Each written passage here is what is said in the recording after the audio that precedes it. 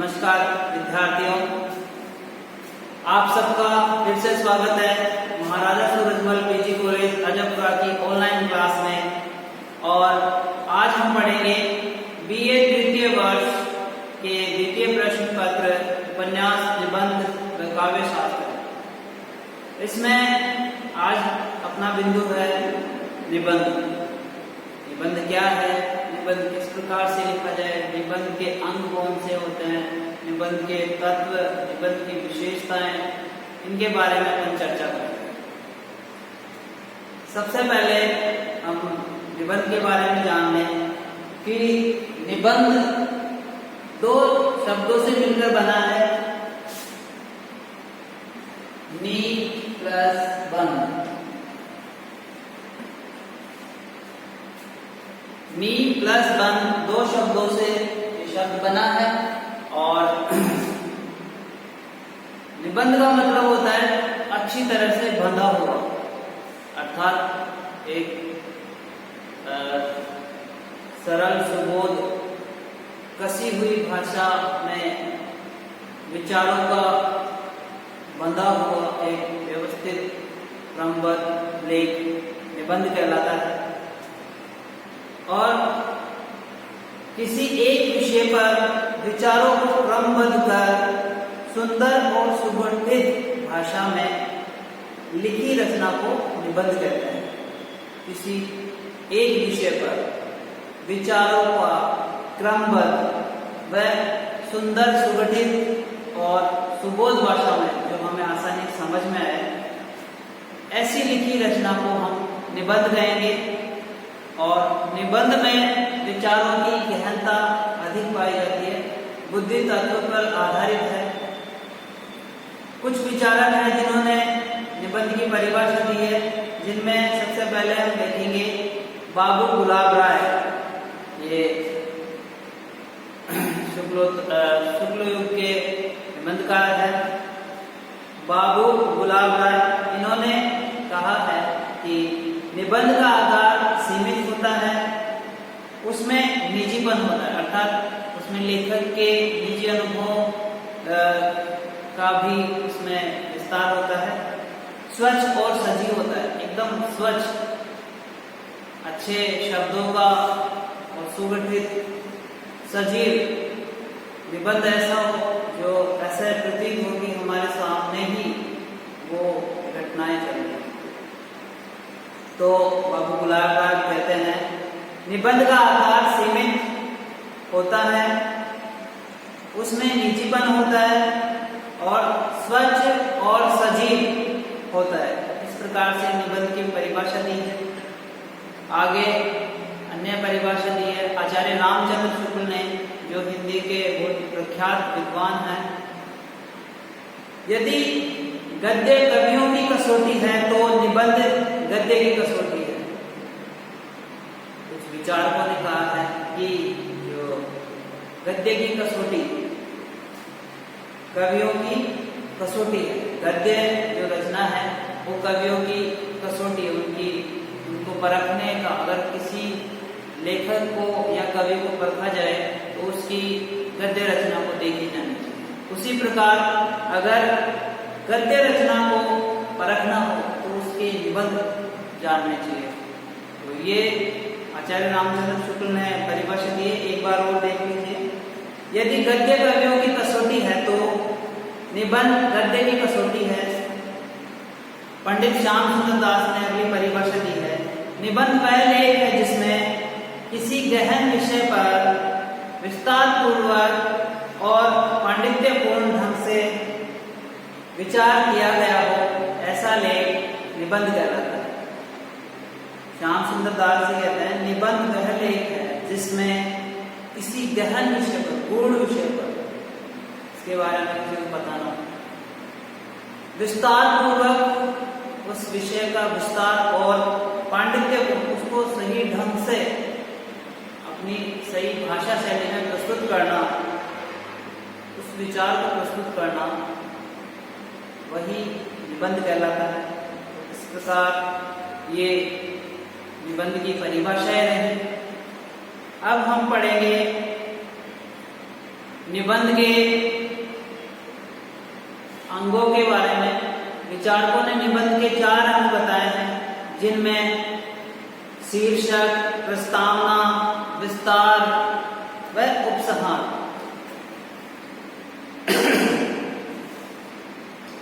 निबंध में 4 अंग है।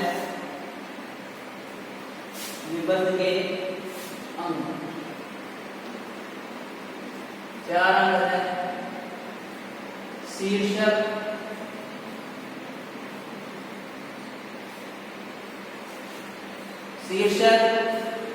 प्रस्तावना,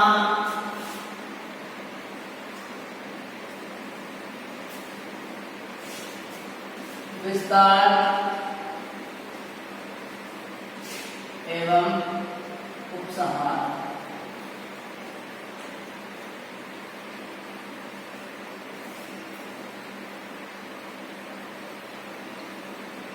निबंध के प्रमुख रूप से 4 अंग माने गए हैं।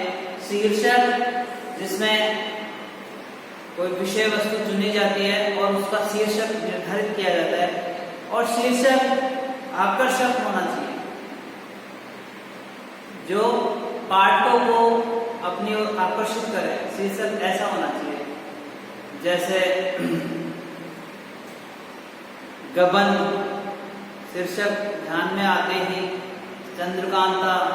ये शीर्षक सुनते ही ऐसे होता है कि इन उपन्यासों को इनको हम पढ़ें। जैसे आचार्य रामचंद्र शुक्ल जी ने मनोविकारों पर निबंध लिखे हैं, जैसे क्रोध, जो हमारे सिलेबस में भी है। जैसे क्रोध, नाम सुनते ही हमें यह आभास होता है कि क्रोध के बारे में जानने की इच्छा होती है, तो इसलिए हम उस निबंध को पढ़ेंगे। तो इस प्रकार कहा जा सकता है कि जो शीर्षक है वो आकर्षक होना चाहिए, जिससे पाठक आकर्षित हो, आकृष्ट हो और वो पढ़ने के लिए तत्पर हो। अगला है प्रस्तावना। निबंध का अगला अंग है प्रस्तावना। इसमें निबंध की श्रेष्ठता की ये नींव है। प्रस्तावना को निबंध का क्या है? नींव। एक मकान को बनाने के लिए जितना महत्वपूर्ण उसकी नींव है, उतना ही महत्वपूर्ण निबंध के लिए प्रस्तावना है। तो निबंध की श्रेष्ठता प्रस्तावना से ही सिद्ध होती है। यह अत्यंत रोचक व आकर्षक होनी चाहिए।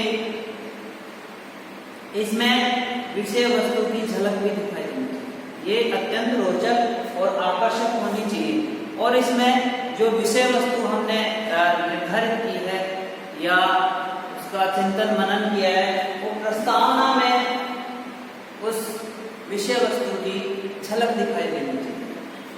अगला है विस्तार। यह विचारों का विकास होता है।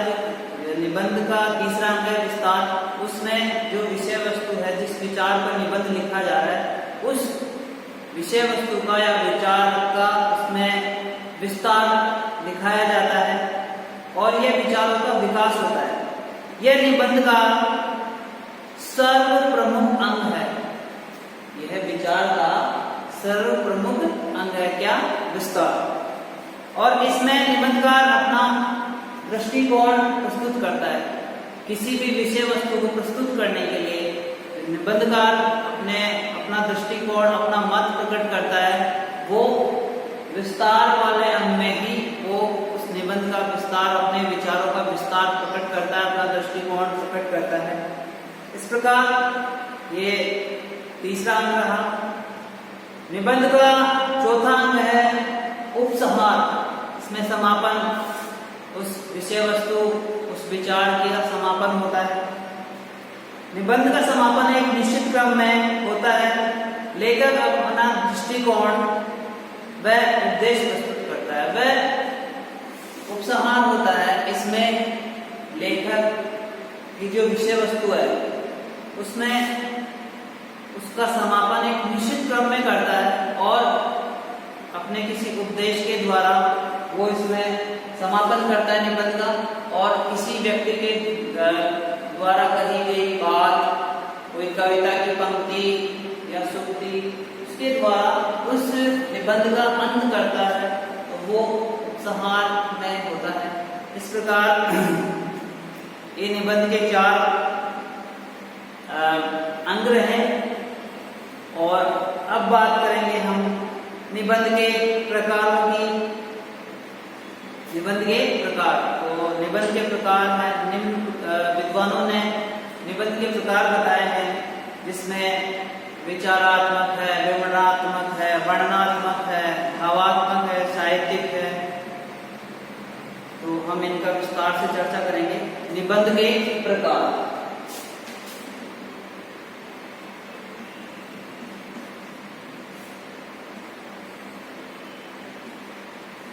सबसे पहले है वर्णनात्मक।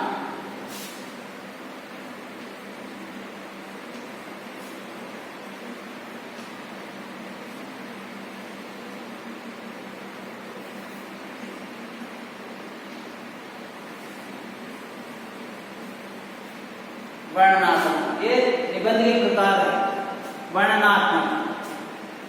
वर्णनात्मक निबंध वे कहलाते हैं जिनमें घटना, स्थान या वस्तु का वर्णन हो और इसमें किसी विषय वस्तु, विचार या स्थान का वर्णन किया जाता है, वह वर्णनात्मक निबंध कहलाता है।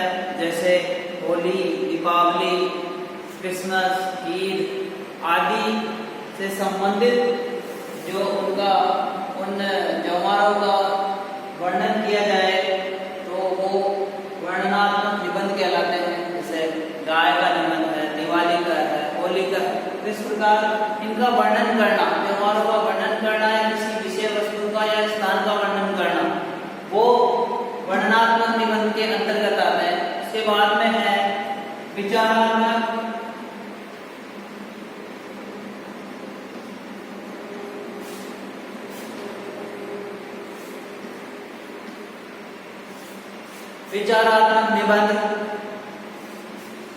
विचारात्मक निबंध में किसी एक विचार या विषय वस्तु को लिया जाता है और विचारात्मक निबंध में विचार या चिंतन की प्रधानता होती है। और विचारात्मक जो निबंध होते हैं उसमें किसी विषय वस्तु को पाठकों को इस प्रकार से प्रस्तुत किया जाता है कि पाठक उनको उनके गूढ़ रहस्य, उस विषय वस्तु या विषय या विचार, उसके गूढ़ रहस्य को समझने का प्रयास करते हैं। तो इस प्रकार के जो निबंध होते हैं वो विचारात्मक होते हैं, जो हमारे विचारों में उद्वेलन लाए, हमारे विचारों में क्रांति लाए। ऐसे निबंध विचारात्मक निबंध कहलाते हैं। जैसे भूदान यज्ञ, अहिंसा परमो धर्म। तो ये शब्द कुछ ऐसे हैं कि इनके बारे में हमें सोचने पर विवश करते हैं, हमारे मन मस्तिष्क में चिंतन का एक प्रयास करते हैं और चिंतन के लिए प्रेरित करते हैं। तो इस प्रकार से ये निबंध विचारात्मक निबंध कहलाएंगे। राष्ट्रीय एकता, ये भी विचारात्मक निबंध का एक प्रकार है, टॉपिक है। अगला है भावात्मक निबंध।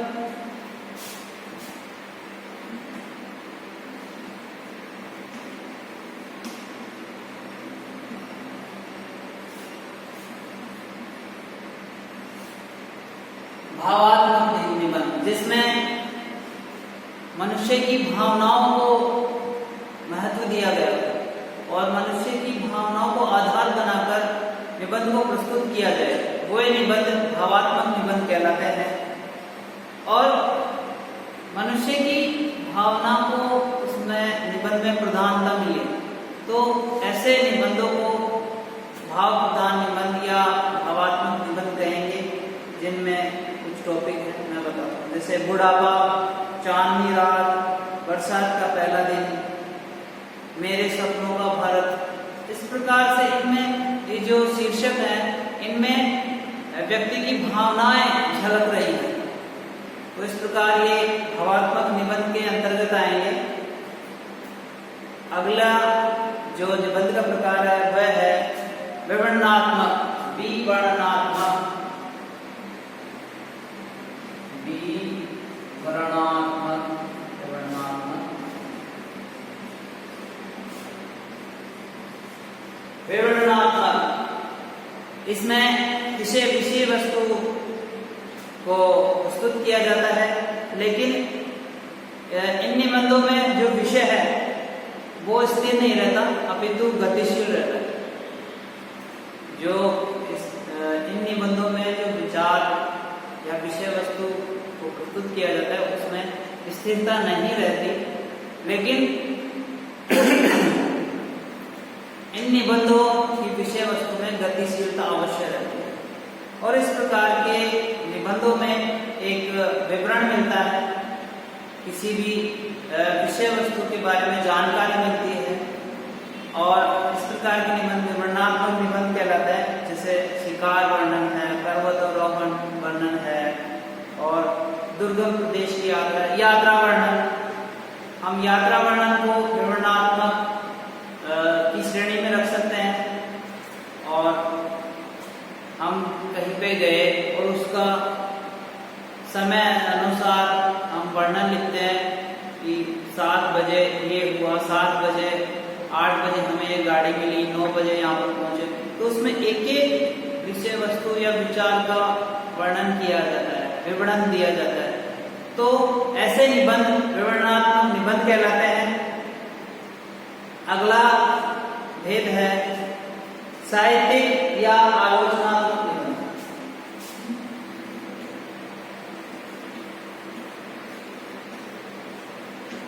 साहित्यिक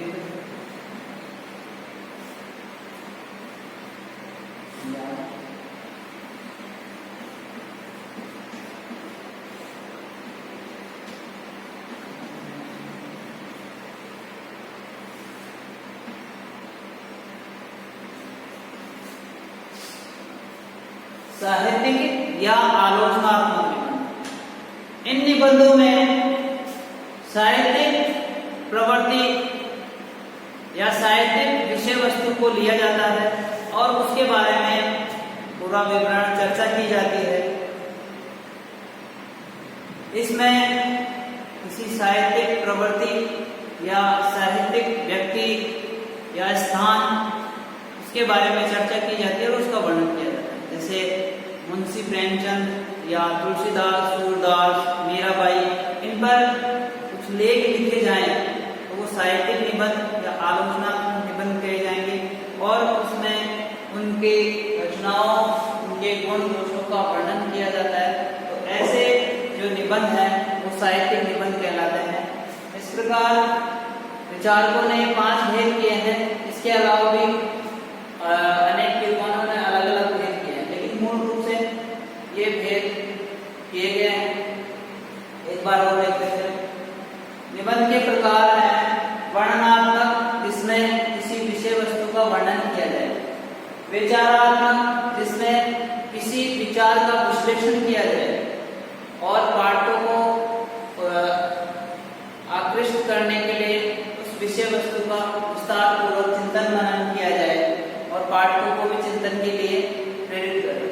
भावात्मक, इसमें भावना प्रधान रहती है और भावों के आधार पर निबंध लिखा जाता है।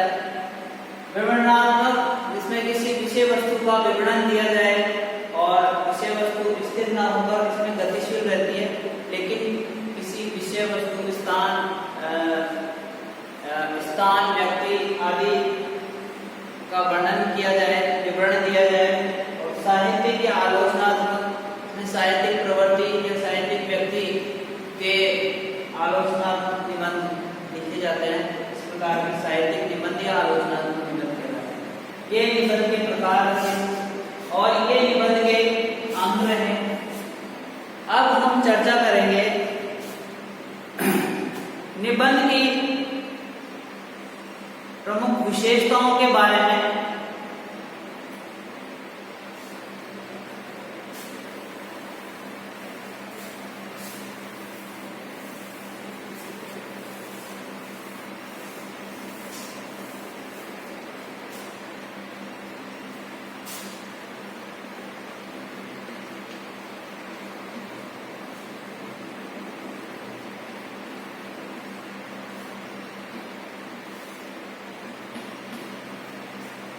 निबंध की प्रमुख विशेषताओं के बारे में। आइए देखते हैं निबंध की कौन सी विशेषताएं हैं। सबसे पहले भाषा प्रयोग।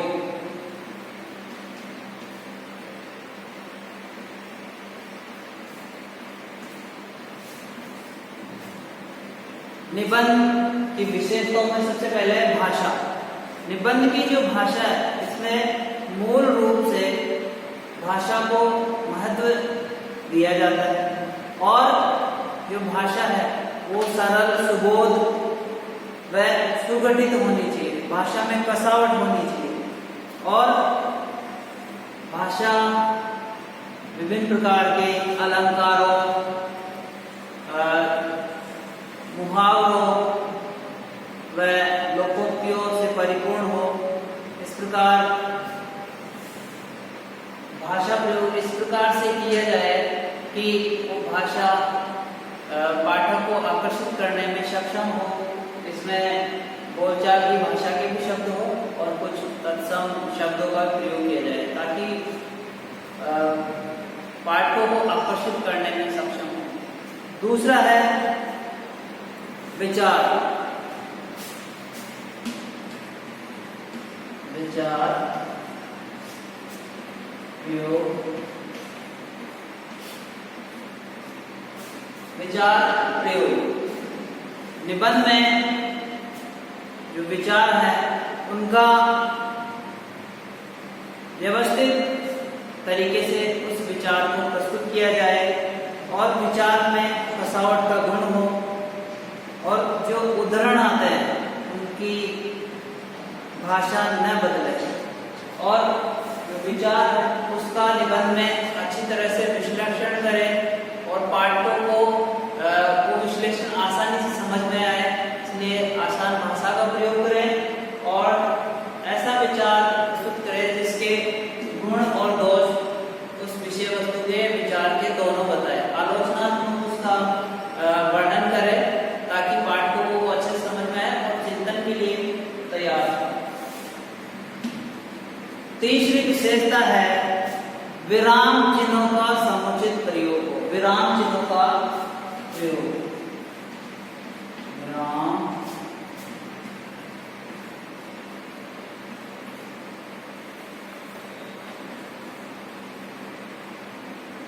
चिन्हों का प्रयोग। विराम चिन्हों का समुचित प्रयोग। किसी भी लेख को लिखने के लिए हमें व्याकरण का पूर्ण ज्ञान होना आवश्यक है और जब व्याकरण का ज्ञान हमें पूर्ण हो जाएगा तो हम निबंध में कहाँ विराम चिन्हों का प्रयोग होना चाहिए, कहाँ नहीं होना चाहिए और इस प्रकार से लेखक है वो विराम चिन्हों का अगर समुचित प्रयोग करेगा तो पाठक उसके वास्तविक अर्थ को ग्रहण कर पाएगा, अन्यथा वो दूसरा अर्थ भी ग्रहण कर सकता है अगर लेखक विराम चिन्हों का प्रयोग सही ढंग से ना करता हो। एक उदाहरण बताऊं।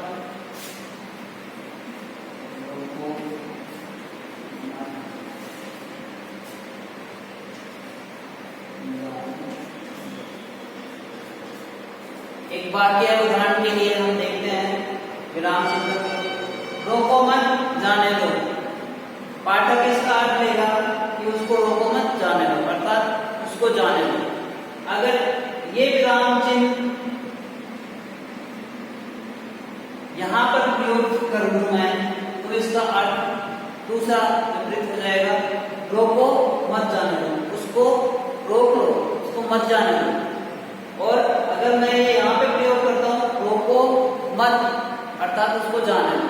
तो इस प्रकार विराम चिन्हों का समुचित प्रयोग निबंधकार को अपने निबंध में सही ढंग से प्रयोग करना है ताकि पाठक उसके वास्तविक अर्थ को समझ सके।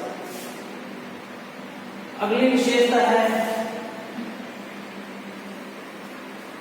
विचार बिखरे न हो, चयनित विषय पर चिंतन मनन करें।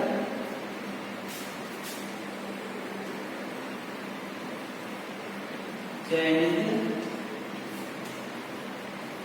विषय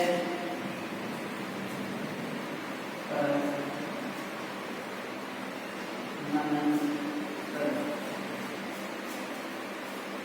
चयनित विषय पर मनन करें।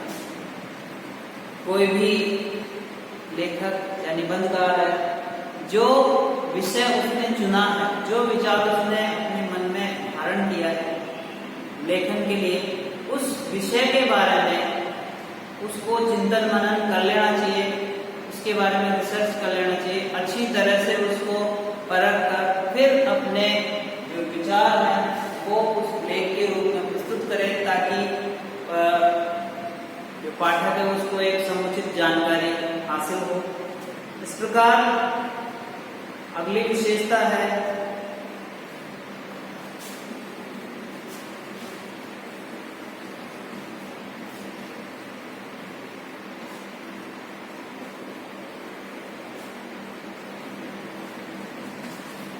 विचार क्रमबद्ध हो। जो लेखक विचार प्रस्तुत करने जा रहा है उसके विचार क्रमबद्ध, विचारों को क्रमबद्ध तरीके से प्रस्तुत करना है, निबंध कहलाता है। तो विचारों में क्रमबद्धता तो होनी ही होनी चाहिए। तो जो एक अच्छा निबंध होगा उसमें विचारों में क्रमबद्धता होगी, तभी वो एक अच्छा निबंध कहलाएगा। इस प्रकार लेखक के विचारों में क्रमबद्धता होनी चाहिए। निबंध की प्रमुख विशेषताओं में अनिवार्य विशेषता मान सकता हूं मैं। अगला है विचारों में संतुलन हो।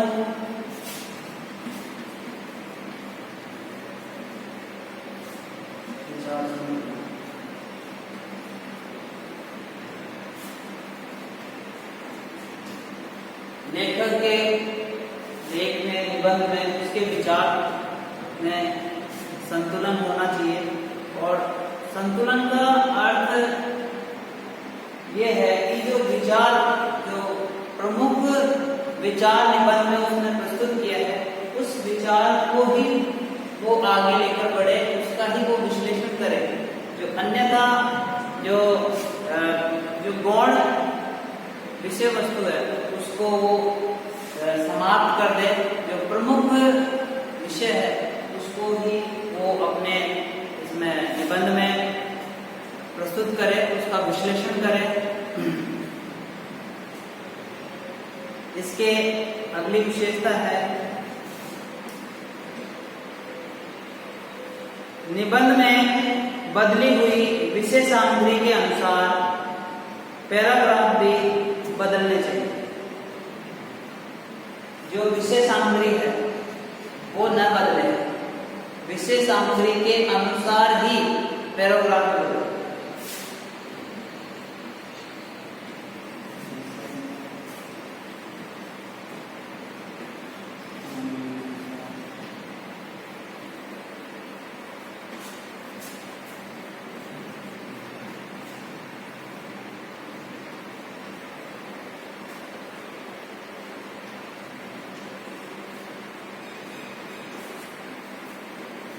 निबंध की अगली विशेषता है निबंध में बदलती हुई विषय सामग्री।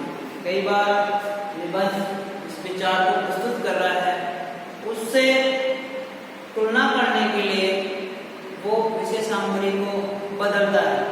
तो जैसे ही विषय सामग्री बदल रही है वैसे ही लेखक को चाहिए कि वो पैराग्राफ भी चेंज कर दे, अर्थात थोड़ा सा गैप देके अलग पैराग्राफ उस उदाहरण, या जैसे निबंध में कुछ उदाहरण दिए जा रहे हैं तो वहां पर भी पैराग्राफ चेंज हो जाना चाहिए। इसका मतलब यह है विषय सामग्री के अनुसार ही पैराग्राफ भी बदले जाने चाहिए। इस प्रकार से ये प्रमुख विशेषताएं रही। अगले चैप्टर में हम पढ़ेंगे निबंध की प्रमुख तत्वों के बारे में। तब तक के लिए धन्यवाद।